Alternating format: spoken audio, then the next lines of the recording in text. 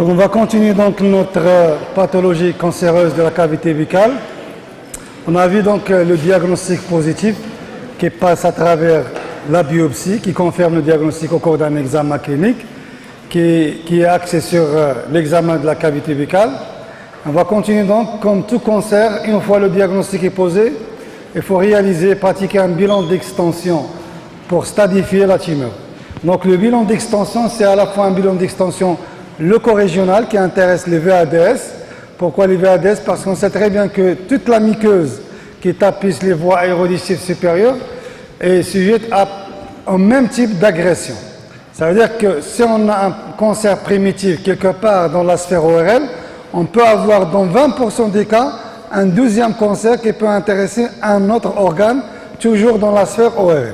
Et donc c'est pour cette raison, on aura toujours recours à un bilan d'extension, donc à la fois pour déterminer l'extension, donc pour déterminer l'extension leucorégionale de la maladie, mais dans un deuxième but de trouver un deuxième ou bien une deuxième localisation. Et donc ce bilan d'extension est bien sûr fait de ce qu'on appelle la pan-endoscopie. La pan-endoscopie, ça regroupe plusieurs endoscopies. C'est une endoscopie de toute la sphère ORL. Et lorsqu'on parle de la pan-endoscopie, c'est à la fois une laryngoscopie directe qu'on voyait ici. Cette laryngoscopie, c'est la mise en place des spatules métalliques en extension et en suspension, parce que cette spatule laryngée est bien sûr menée d'un bras qui permet la suspension pour mieux explorer le pharyngolarynx à travers donc cette spatule. C'est la laryngoscopie directe qui se fait sous anesthésie générale. Toujours cette endoscopie, ça va intéresser l'endoscopie digestive. C'est à la fois une hypopharyngoscopie et une fibroscopie digestive, et on termine par une fibroscopie bronchique. Donc c'est une endoscopie de toute la sphère ORL à la recherche d'une deuxième localisation. Ce bilan d'extension aussi leucorégional est fait de l'imagerie, avec le couple bien sûr TDM-IRM, et toujours l'objectif du scanner est le même, c'est de mettre en évidence la tumeur qui va se manifester sous forme d'une hypodensité qui intéresse la cavité buccale. On va voir ses dimensions, on va voir son extension en profondeur, parce que l'extension superficielle, on l'a sur l'examen clinique, mais là, sinon, c'est l'extension en profondeur, vers les parties molles et vers l'os. Le scanner aussi permet le staging ganglionnaire à la recherche des adénopathies métastatiques et la recherche d'un envahissement ganglionnaire. Et ça va aussi permettre d'explorer l'os qui entoure la cavité buccale. Et donc, c'est principalement la mandibule et le palais osseux en haut. Et quatrièmement, ça permet d'explorer les autres VADS à la recherche d'une deuxième localisation. C'est le même objectif pour l'IRM, sauf qu'il y a certaines sensibilités de l'IRM par rapport au scanner qui intéressent donc les parties molles. Ce bilan d'extension sera bien sûr fait en dehors de cette extension, en dehors des examens qui intéressent le bilan d'extension leucorégionale, aux examens qui permettent la recherche de métastases. On va demander à la fois une radiographie pulmonaire, une échographie abdominale à la recherche des métastases hépatiques ou bien spléniques, une scintigraphie osseuse en cas de douleur osseuse ou bien en cas de fracture pathologique pour voir est-ce qu'il y a une extension osseuse ou non. Et on termine par le PET scan, donc le PET scan qui a un autre intérêt dans le suivi et dans la surveillance de la maladie cancéreuse. Donc une fois le bilan d'extension est réalisé, on va donc réaliser par la suite notre stadification, est une stadification TNM, c'est la classification internationale de cancer, qui permet de classer le cancer selon cette classification de TNM. Mais avant de parler de cette classification, parce que c'est une classification qui est spécifique à la localisation donnée, parce que lorsqu'on parle de la cavité buccale, il y a plusieurs sites au niveau de la cavité buccale, et donc là on va parler des formes cliniques qui sont à la base des formes topographiques. Ce sont des formes qui intéressent le site là où siège le cancer. Et on va commencer par le cancer le plus fréquent de la cavité buccale. C'est le cancer de la langue. Et dans le cancer de la langue, on va scinder donc ce cancer en deux parties. Il y a le cancer qui intéresse la partie mobile de la langue, c'est la partie antérieure qui siège au niveau de la cavité buccale. Et il y a le cancer postérieur de la langue, c'est le cancer de la base de langue. Le cancer de la partie mobile de la langue, ou bien en gros le cancer de la langue, représente 20% des cancers des voies aérodigestives. C'est la localisation la plus fréquente en matière de cancer de la cavité buccale. C'est le plus fréquent. Lorsqu'on parle du cancer de la cavité buccale, le plus fréquent de ces cancers, c'est le cancer de la langue, parce que c'est le principal constituant de la cavité buccale. La localisation de ce cancer au niveau de la langue peut être variable. Le site le plus fréquent et le site le prédictif de cette localisation tumorale, c'est le bord libre de la langue, au contact des arcades dentaires, qu'on voit ici sur cette photo. Vous voyez donc cette ulcération, c'est une tumeur ulcérante infiltrante qui intéresse donc le bord libre, vous voyez le bord libre de la langue. Parce que lorsqu'on parle de la langue, vous avez la face dorsale, c'est la face supérieure qui sera plaquée contre le plafond ou bien le palais dur. Et vous avez la face inférieure ou la face ventrale de la langue qui est au contact du plancher buccal. Vous avez la pointe de langue et vous avez le bord libre droit et le bord libre gauche. La localisation la plus fréquente en matière de cancer de la langue, c'est la localisation au niveau du bord libre. Ça représente les 3/4 des cancers de la langue. Et lorsqu'on parle de cancer de la langue, c'est un cancer qui est méchant. Pourquoi méchant? Parce que c'est un cancer très lymphophile. Ça entraîne des métastases ganglionnaires. Ça entraîne un envahissement ganglionnaire. Et qui dit l'envahissement ganglionnaire, ça expose au risque de métastases viscérales, bien sûr à distance de la localisation initiale. C'est un cancer de mauvais pronostic. La deuxième localisation au niveau de la cavité buccale, c'est le cancer du plancher de la bouche. Le plancher buccal qu'on voit ici. La particularité de ce cancer du plancher qui intéresse le plancher buccal, c'est que dans la plupart du temps, c'est un cancer qui va s'étendre en haut, qu'on voit ici, vers la face ventrale de la langue. Et on va donc parler de ce qu'on appelle le cancer pelvilingual. C'est presque le plus fréquent en localisation au niveau du plancher buccal. C'est rare où on va trouver un cancer qui intéresse ou bien un cancer qui est isolé au niveau du plancher buccal. Dans la plupart du temps, c'est un cancer qui a tendance à s'étendre vers la face ventrale de la langue et donc c'est un cancer qui est pelvilingual.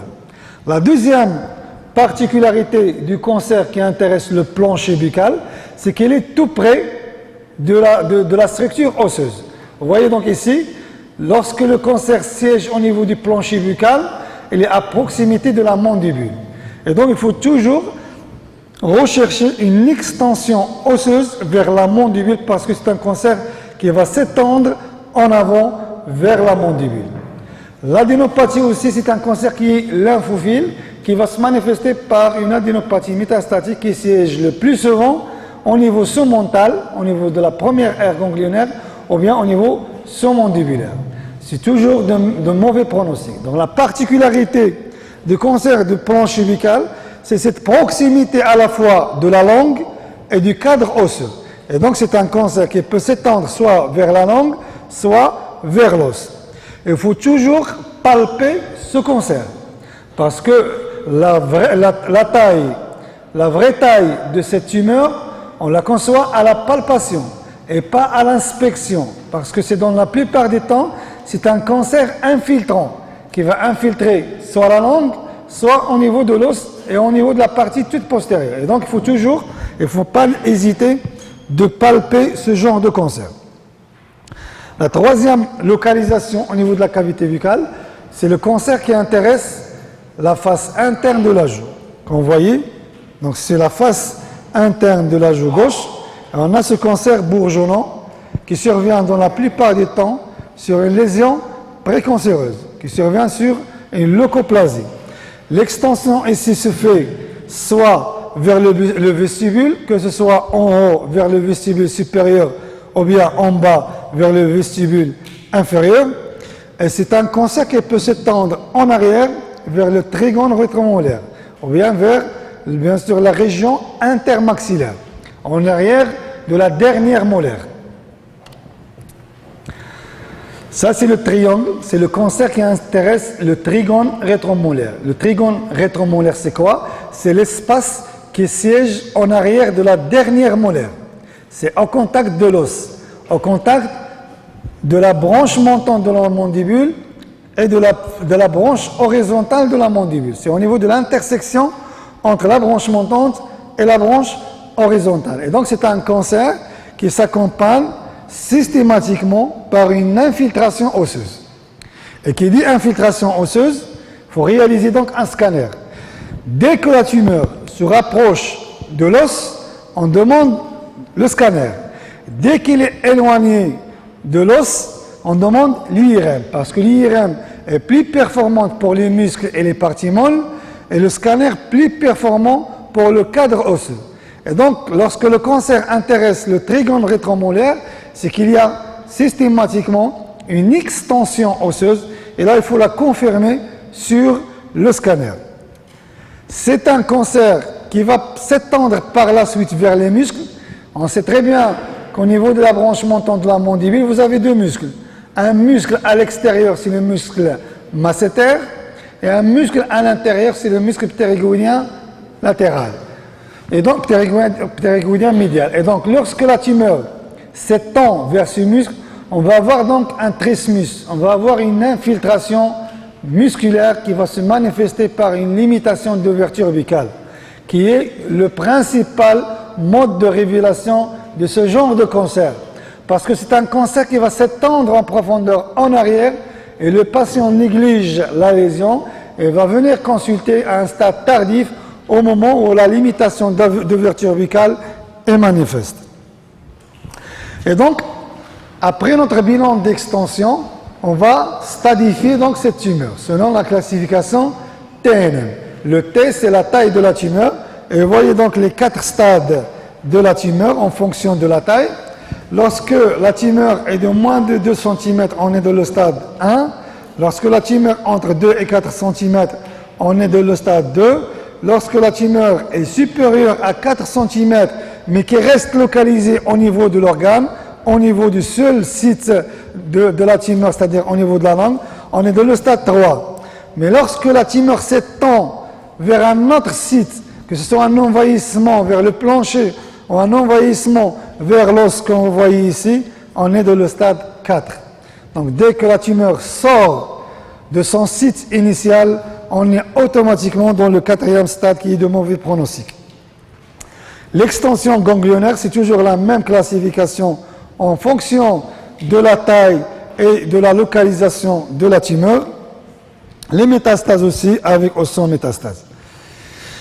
Et donc, après avoir donc stadifié notre tumeur, pourquoi stadifier la tumeur? Parce que sur cette stadification se basent les modalités thérapeutiques. Le traitement qu'on va choisir sera fonction du stade de la tumeur.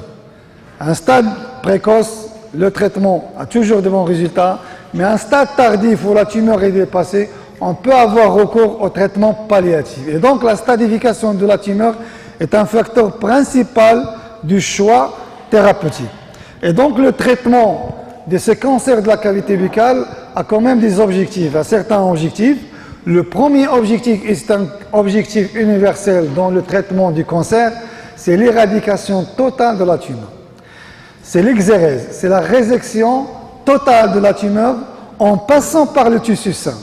Il ne faut pas aller fragmenter la tumeur et laisser bien sûr le site tumoral en place parce que ça va entraîner un coup de fouet pour la tumeur. On va avoir une extension plus méchante qu'auparavant. Et donc il faut toujours respecter cette notion d'éradication totale de la tumeur en réséquant la grande partie, pas la grande partie, mais la totalité de la tumeur et en sacrifiant aussi le tissu sain. Parce qu'on va passer par le tissu sain, on va passer à distance de la tumeur. La résection doit être presque à 1 cm de la tumeur. Le deuxième objectif, c'est que on va quand même améliorer la survie. Il faut toujours améliorer la survie. En réséquant cette tumeur et en traitant la tumeur, on va améliorer, on va bien sûr entraîner on va améliorer la qualité de vie de la personne parce que si on laisse en place la tumeur, ça va évoluer naturellement vers le décès et vers la mort. Et donc le traitement adéquat de la tumeur permet d'améliorer quand même la survie. C'est une région qui est fonctionnelle et il faut donc respecter l'anatomie fonctionnelle. Il faut respecter l'anatomie fonctionnelle le maximum. Dès que possible, il faut respecter cette fonction et sinon on ne va rien faire. Donc il faut bien sûr sacrifier ces fonctions en réséquant en totalité la tumeur. Mais dès que possible, il faut respecter cette anatomie. Pourquoi la résection totale de la tumeur? Pour éviter quand même aussi la survenue des récidives, que ce soit des récidives locales ou bien des récidives ganglionnaires. Donc ce sont les principaux objectifs de traitement du cancer. Concernant les moyens thérapeutiques, donc lorsqu'on parle des cancers, il y a plusieurs moyens thérapeutiques.